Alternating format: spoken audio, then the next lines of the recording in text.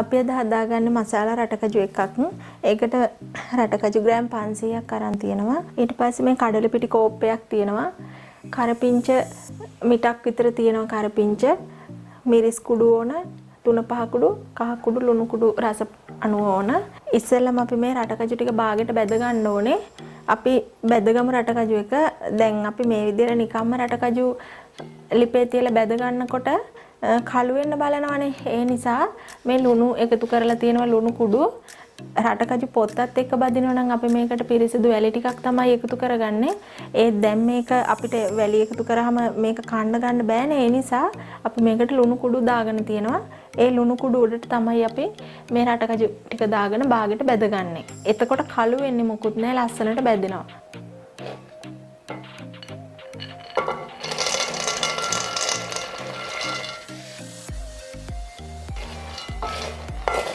මේ යටින් තියෙන ලුණු ටික මෙහෙම වුණාම කර වෙන්නේ නැහැ, පිච්චෙන්නේ එක පැත්තක්.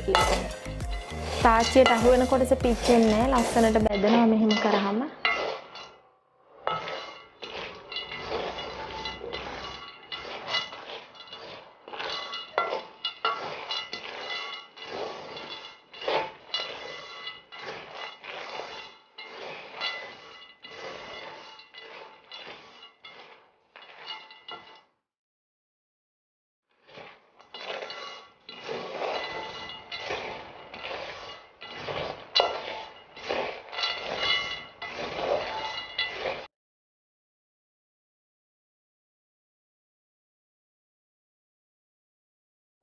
අපි දැන් මේක ලිප හොඳට රත් වුණාට පස්සේ, තාච්චිය හොඳට රත් වුණාට පස්සේ ගින්දර මධ්‍යම ප්‍රමාණයට දාගන්න ඕනේ.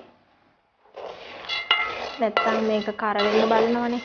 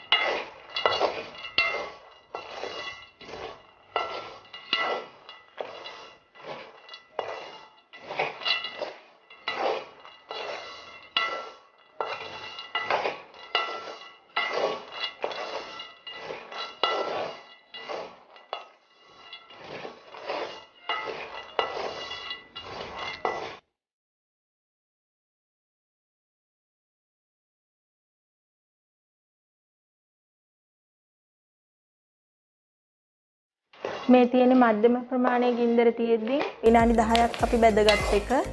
ඊට පස්සේ විනාඩි 10ක් බැදගෙන මේ බදිද්දින් තේරෙනවා මේවා පුපුරන සද්දය ඇහෙනවා. ඊට පස්සේ සමහර ඒ වගේ පොතු යනවා. එහෙම පේනවා. මේක හොඳටම බැදිලා නැහැ මේ රටකජු. ඊට පස්සේ අපි කරන්නේ ලිප ඕෆ් කරනවා. ලිප ඕෆ් කරලා මේ තියෙන රස්නෙන්, දැන් තාච්චි රස්නේනේ මේ ලුණු එහෙම හොඳට රත් වෙලානේ තියෙන්නේ. ඒ රත් වෙච්ච රස්නෙන් තව ටිකක් වෙලා අපි බෙද ගන්නවා නිවෙනකන්. ඒක ලිප ඕෆ් කරලා හැන්ද පැත්තකින් තියන්න එපා. නිවෙනකම්ම මේ විදිහට කලවම් කරලා බෙද ගන්න ඕනේ.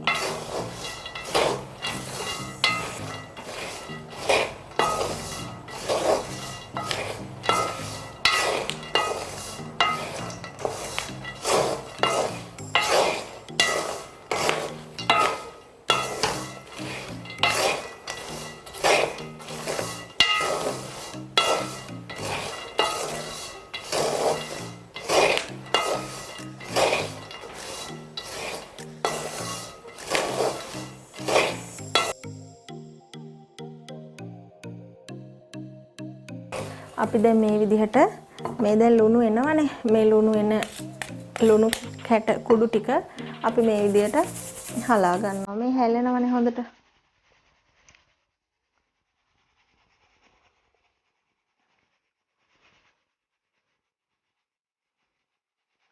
අපි මේ විදිහට මේ තියෙන ඔක්කොම ටික හලලා අපේ භාජනයට දාගන්න ඕනේ.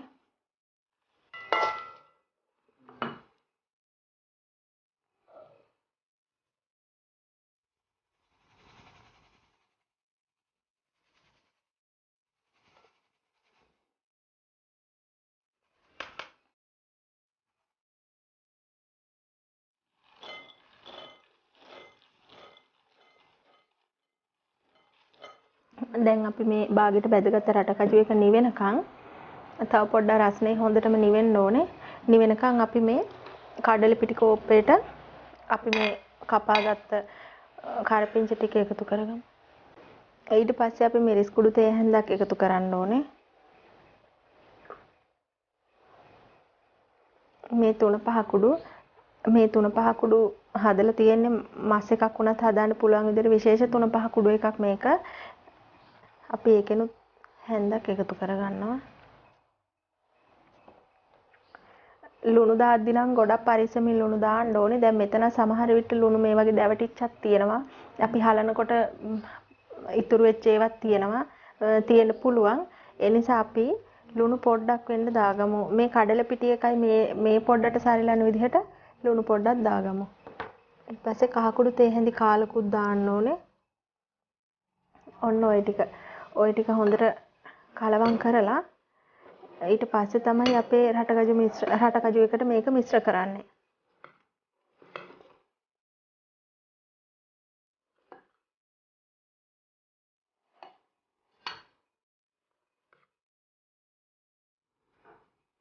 ඔයාලා කැමති නම් කරපිංච වෙනම බෙදගෙන එකතු කරන්නත් පුළුවනි.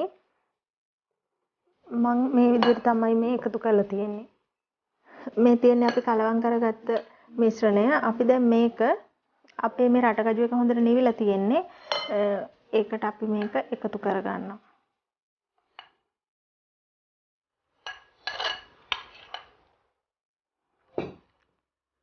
මෙන්න මේ විදිහට එකතු කරගෙන පරිස්සමින් හිමින් කලවම් කරගන්න ඕනේ.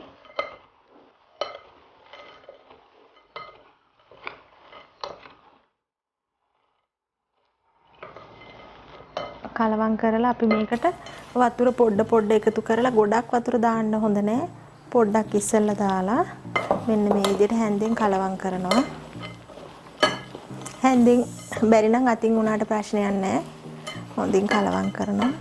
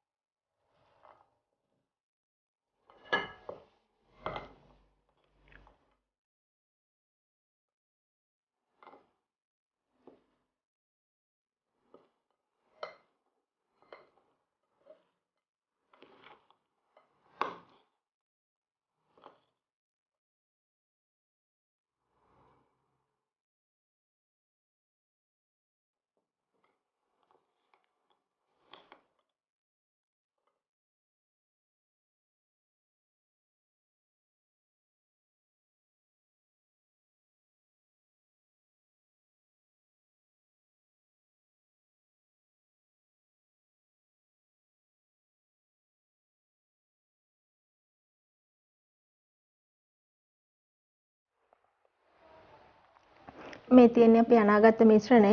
මේක දැන් පිටි මොකුත් නැහැ. ඔක්කොම වතුරට තෙත් වෙලා මේ ඔක්කොම මේ වගේ මේ ඇලිලා තියෙන්නේ. මේට වඩා වතුර වැඩි වුණොත් එහෙම ගොඩක් අතේ ඇලෙන්න බලයි. එහෙම අතේ ඇලෙනවා නම් ඔයාලා පොල් තෙල් පොඩ්ඩක් අතේ ගාගෙන තෙල් එකට දාන වෙලේට පොල් තෙල් පොඩ්ඩක් අතේ ගාගන්න ඇලෙන එක පොඩ්ඩක් වළක්ව ගන්න පුළුවන්. අපේ දැන් මේ තෙල් එක රත් වෙලා තියෙන්නේ. අපි මේ විදිහට ටිකක් අතට අරගෙන අපි අතින් වෙන් කර දාගමු.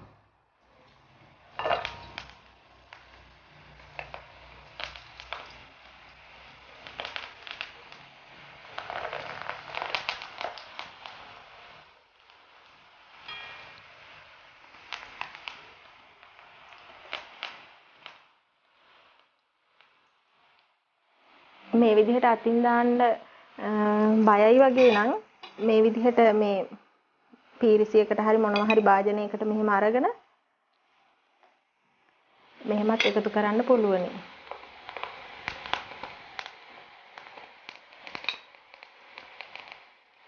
මේ ක්‍රමේ හැබැයි ගොඩක් ආරක්ෂිතයි අර විදිහට වඩා.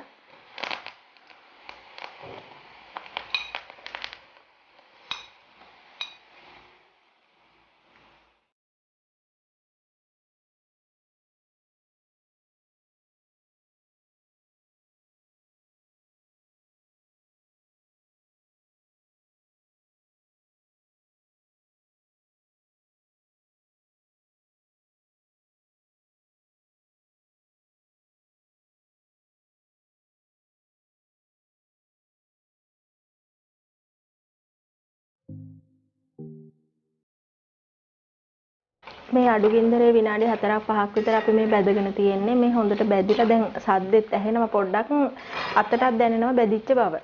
එතකොට දැන් අපි මේක මේ විදිහට පෙරා ගන්න ඕනේ.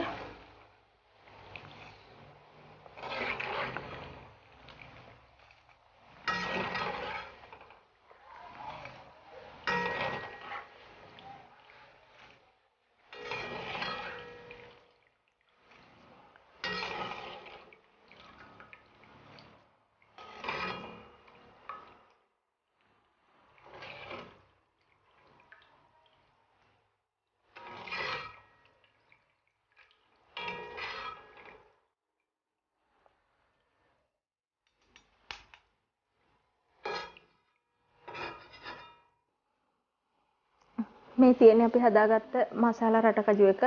හරිම රසවත් මේක.